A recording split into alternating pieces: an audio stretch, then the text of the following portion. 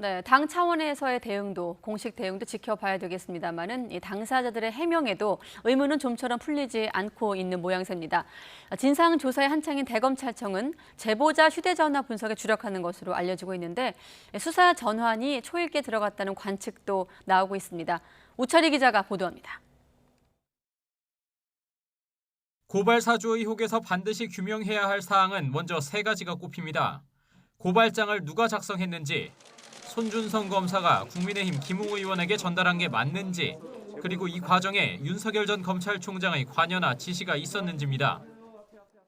범건 고발장 등을 받았는지는 기억나지 않고 이를 확인할 방법도 없습니다. 그 출처와 작성자가 나와야 그게 확인돼야 그것이 어떠한 신빙성 있는 근거로서 그런 게 없는 문서는 소위 괴문서라고 하는 것입니다. 당사자들이 입을 열긴 했지만 모두 의혹을 부인하면서 진실은 더 미궁 속에 빠져들고 있습니다.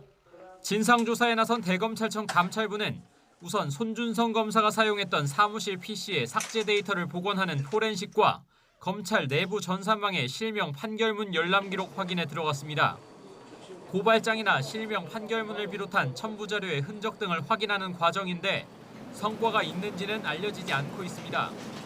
일각에선 실명 판결문 하단에 찍히는 1년 번호가 없다면서 검사가 출력한 판결문이 아니라는 주장도 제기됐지만 1년 번호 없이도 출력은 얼마든지 가능한 것으로 파악됐습니다.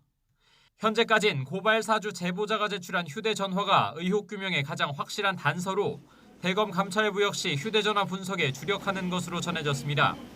공익신고로 인정한 점을 고려하면 관련 대화방이나 자료 등에서 조작 정황은 발견하지 못한 것으로 보입니다. 일단 문제의 고발장이나 첨부 자료 등의 전달 경로를 쫓는 과정에서 단서가 나올 가능성이 제기됩니다.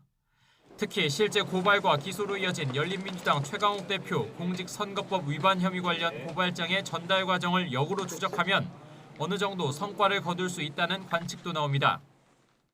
대검찰청이 진상조사 과정에서 범죄 혐의점이나 단서를 포착할 경우 수사 전환은 시간 문제가 될 전망입니다. YTN 우철입니다.